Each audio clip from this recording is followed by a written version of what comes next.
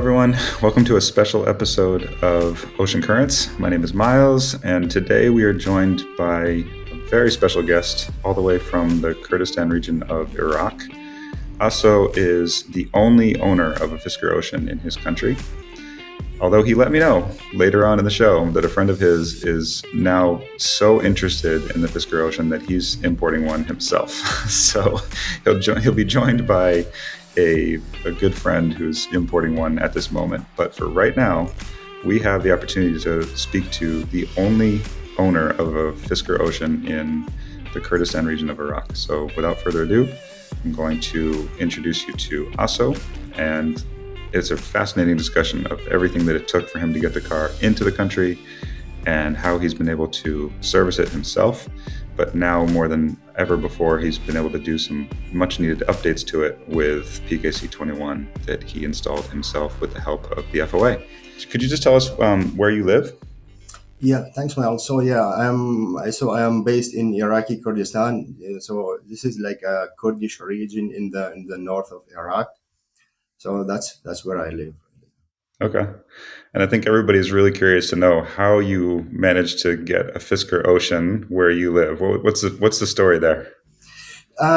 So I consider myself to be a tech fan. I follow the EV and hybrid technology news. But to be honest, I was not aware of Fisker's existence until early 2024. And once I saw some video reviews on YouTube on the ocean, I was not really, it didn't register to me like something I would really buy. And because of the all the negative press it was getting, all the problems and issues with the car.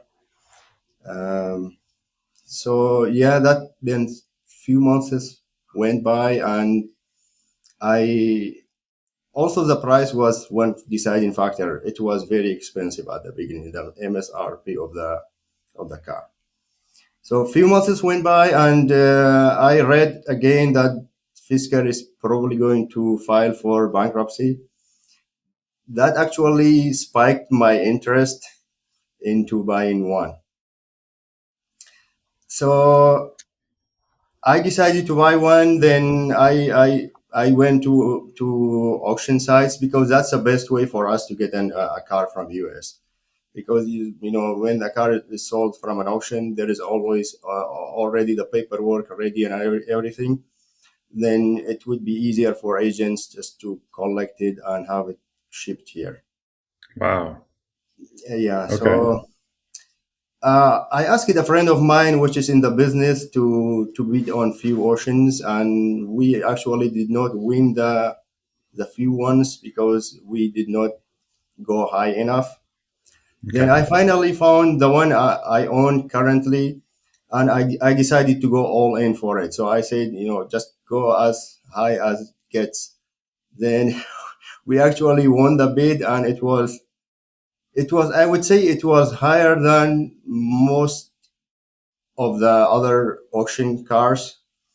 It is probably even higher than the new ones which are sold by other places in US like Newport, First Fisker, and places like that.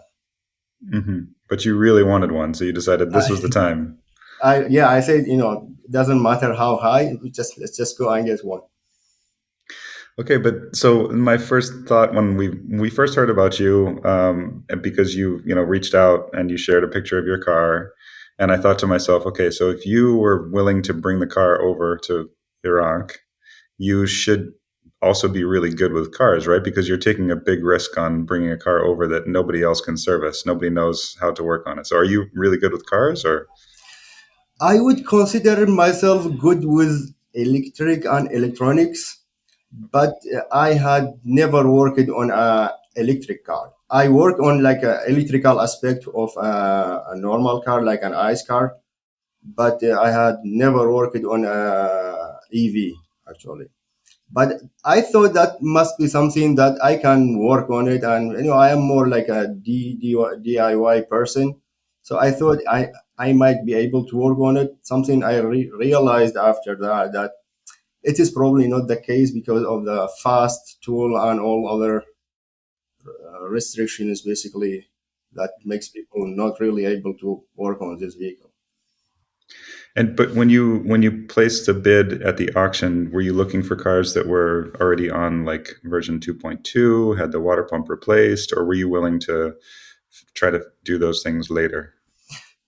That's also one important point. I actually did not research enough before going to the auction, so I was not aware of the pump recalls and the OS version and the fast tools also situation. Mm.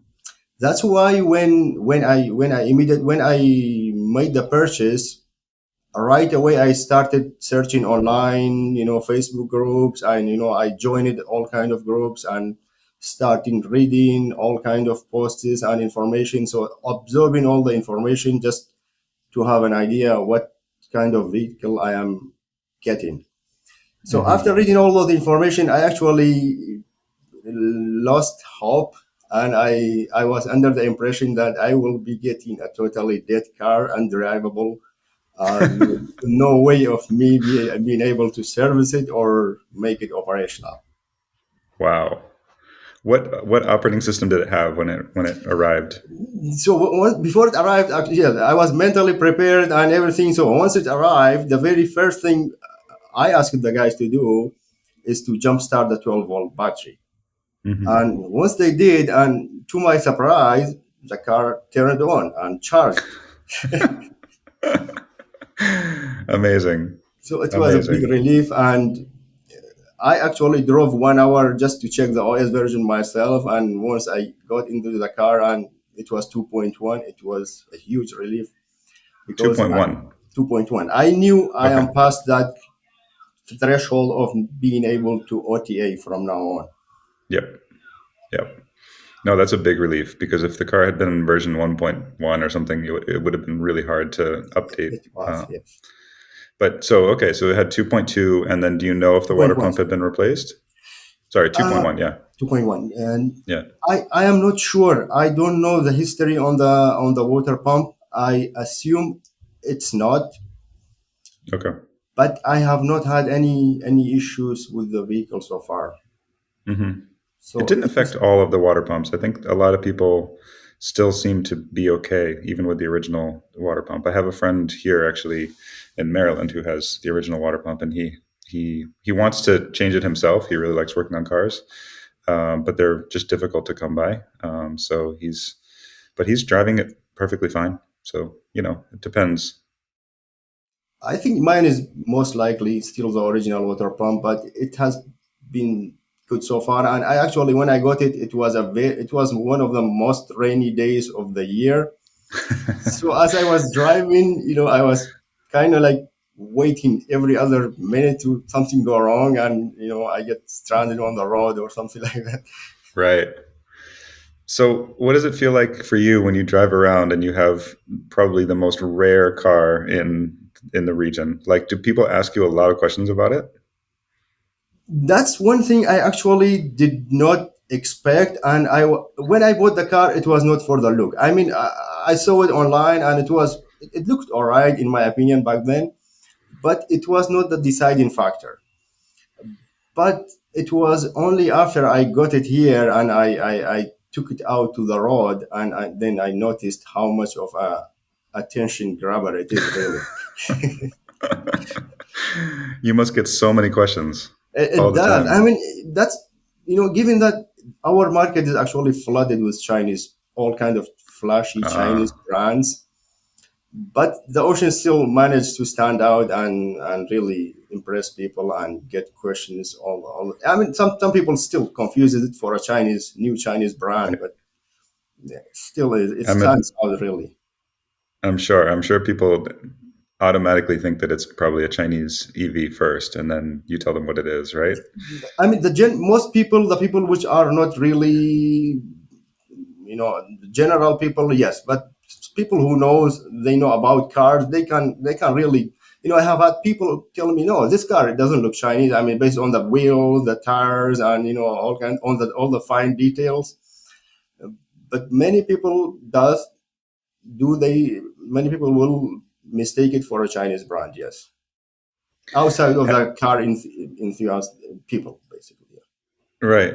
And so when did you receive the vehicle again? Um, I actually made the purchase back all the way back in late August in 2024.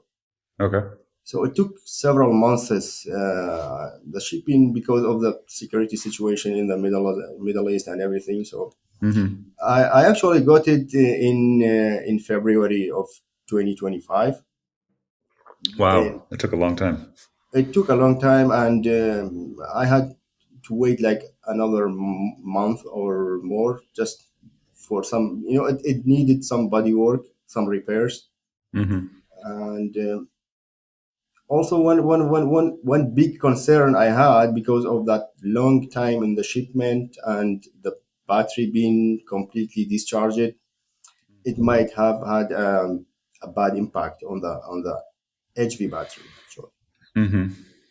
So that was one of the other things I checked it after I got it here, and once I plugged it to a DC fast charger with a BMS communication, I I was amazed to find out the car is actually has more than 103 kilowatt hours of capacity still left in Wow. its battery. It's It's basically incredible, brand really. new. Yeah, I mean, and you think about it because it was shipped first to the United States, and a lot of them were treated very poorly on the initial shipment. Like they were, the doors were unlocked, the 12-volt batteries completely drained, the high voltage batteries also were drained. I mean, so it probably went through several kind of mistreatments, you could say, from being shipped to the U.S. and then all the way to you. But it's still doing fine. That's great. That's really great.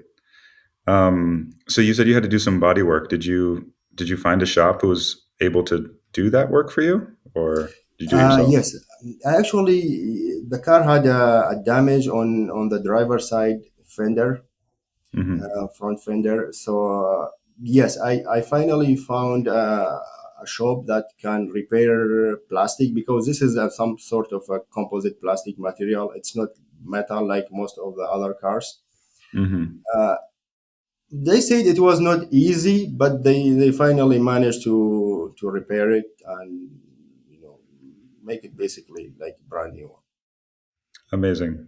So I want to get to PKC 21, but I know that you over from February until now, basically, you've been driving the car, you've been maintaining it. Have you found the parts, and have you been able to work on it yourself? Have you done anything other than just drive it and enjoy it? Like what kind of work have you done on the car? The very first thing I did after after getting the car from the body shop, it was to replace the 12-volt battery because I noticed the car doesn't go to sleep. Good. So I had the Wi-Fi connection issues and stuff. So yeah, I swapped the 12-volt battery myself, Hmm. which I could not really find an exact match H4 size of AGM. So I actually went with a flooded lead acid battery, which is slightly smaller, 40 amp hours. It has been holding good since then, but I have ordered a lithium battery, which is 50 amp hours, and I should be getting that soon. So I will probably be replacing that myself in the next week or two. Okay. Great. Did you follow some of the other tutorials, like how to do the weatherproofing around the car and like checking the cables and? I have wanted to do that, but no, I have not went through that because I have seen many people do that and they recommend that. But no, I think I have still waited on Okay. that. I am hoping Okay. to not get any issues, but that's Right. probably what I will still have to do sometime. And so when you first received the car, um, obviously there's a lot of tutorials online. Like in my case, for example, I bought my car in April, and the first thing that I started doing was watching a lot of the Mountain Ranger videos. Like he has a lot of really good tutorials on things you can do, like the battery replacement, for example.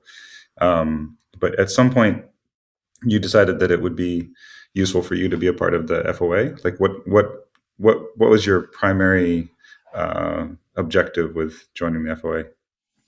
Yes, so I actually knew about FOA since the beginning. I got the car, but the I knew many people in US were really joining because they really wanted the connectivity.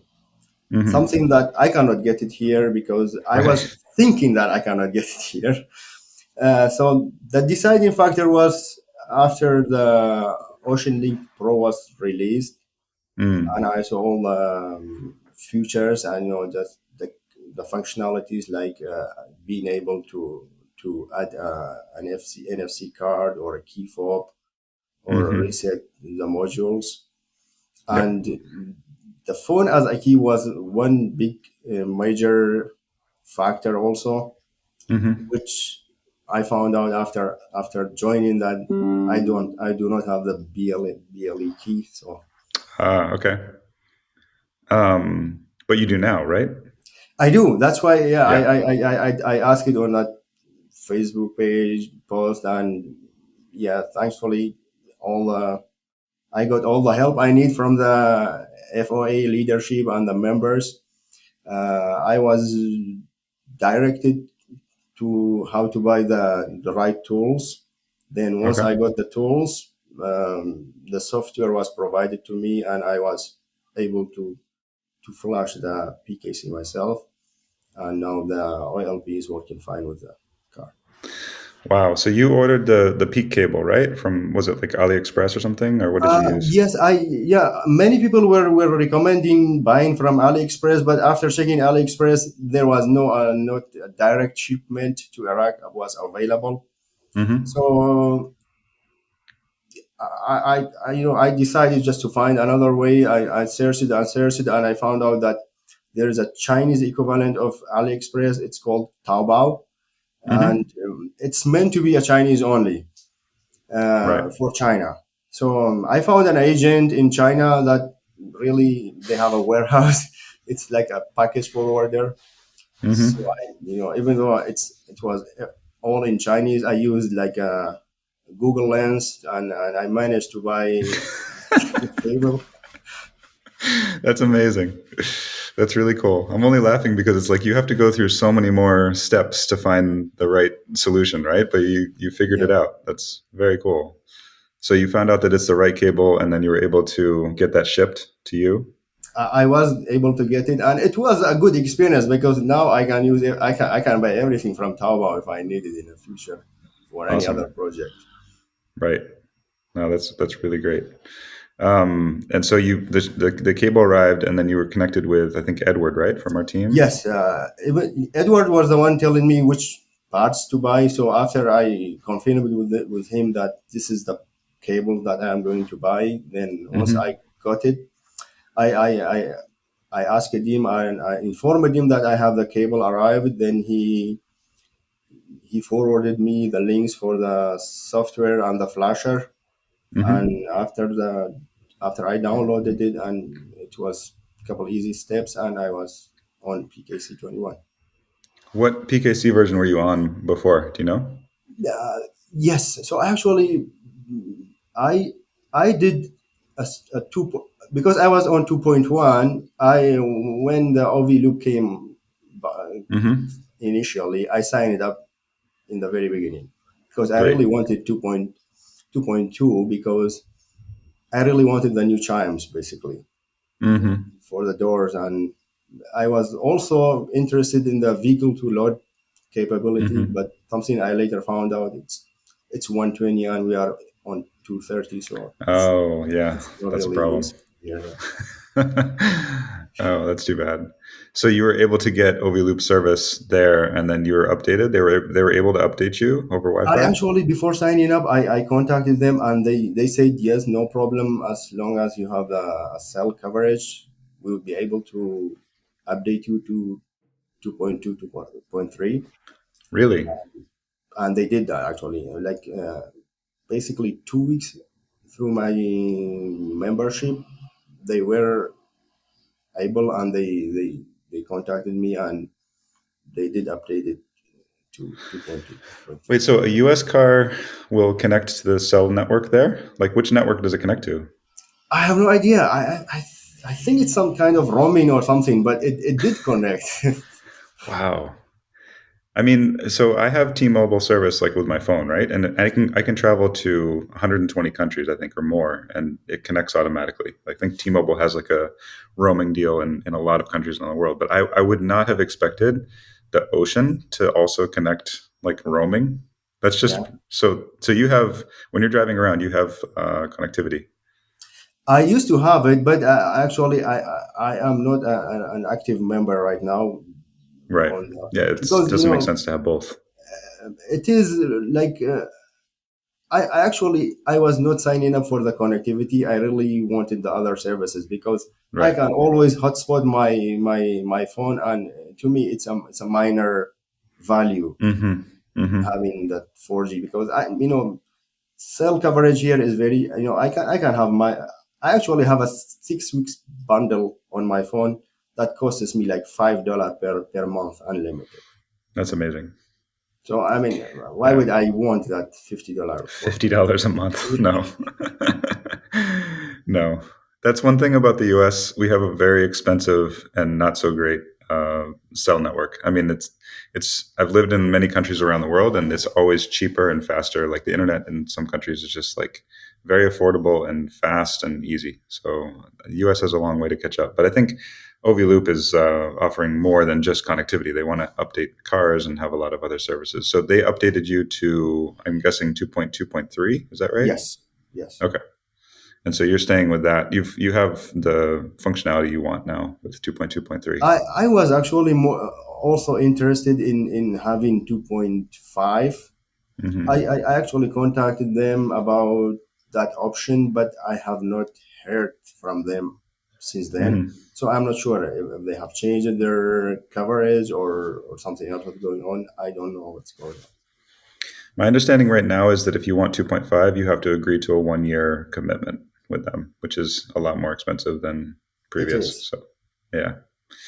Um, and there's also, I can speak from experience on this one. 2.5 has, so I have 2.5 on my car, and it has a number of bugs that I think should have been fixed before they rolled it out. Um, so there's certain things about 2.5 that are nice, but in general, it's probably something that it doesn't really. I mean, other than torque vectoring, which is fun, I don't really use many of the other features like I thought I would. So, but it's an update, and I'm glad that we were able to get it. But so you right now you have PKC 21, and I think you're saying with so with if you have 2.2.3, then you're on PKC 20, right? When you did the update to PKC 21. Yes, it was on PKC 20. Then yeah, we updated it to 21. Okay, excellent. Have you had any issues at all since the PKC 21 update? Like, is everything working the way you wanted it to? I think everything is working, but as I said, since the OV loop updated my vehicle, I think my 12-volt battery died during the update actually. So Oh, it did. they had to Oof. interrupt the update, stop for a while, then HV is charged the LV, then they resumed the update. So now my 12-volt is basically dead. My car doesn't go to sleep. Uh, Mm. I have confirmed it's PKC 21 because my OLP now talks to the car and the version number shows everything. But because I think like I need a deep sleep or something because now most of the buttons on my phone are non-responsive, like the California mode and the hatch window. Mm. They're not responding. They are not responding. Yeah. Okay. I think changing the 12-volt battery will help you a lot, but also have you gone through the calibration process and diagnostics? Have you tried that? I did actually calibrate individual windows, then the sunroof. Yes, Hmm. But now when you press is it like when you press the button on the key fob that the California mode doesn't open? yes. A long press doesn't work, and a double press also is not responsive. Okay. Just as a suggestion, some people have recommended going into diagnostics and restarting the PKC module. So you can go into the ECU reset and reset PKC, and then you can also go through the key fob firmware update process again. But if Okay. you've tried all of that, then it might be something else. But generally speaking, when people do those two steps, it does seem to fix the key fob. I tried multiple times resetting the PKC, but not going through the firmware update on the fob again. I can try that again. Mm. And hopefully it works. Yeah. Otherwise, I'll just have to live with it for like a week or two. So I Yeah, need. I think having a strong 12-volt battery will help you a lot, no matter what. That's always the number one thing. And then also the key fobs, the process. I mean, I updated more than 40 cars at this point with PKC 21, and it seems like the key fob step really does take a very careful like process. So you have to go through the steps in the perfect order so that it updates exactly right, and then sometimes if it's like interrupted, it doesn't perform as expected. So there's a few tutorials actually on our channel, the FOA channel on YouTube, that will show you like exactly how to do it in case you want a refresher. But that's definitely fixable. Some people have had that problem and it does go away. So yeah.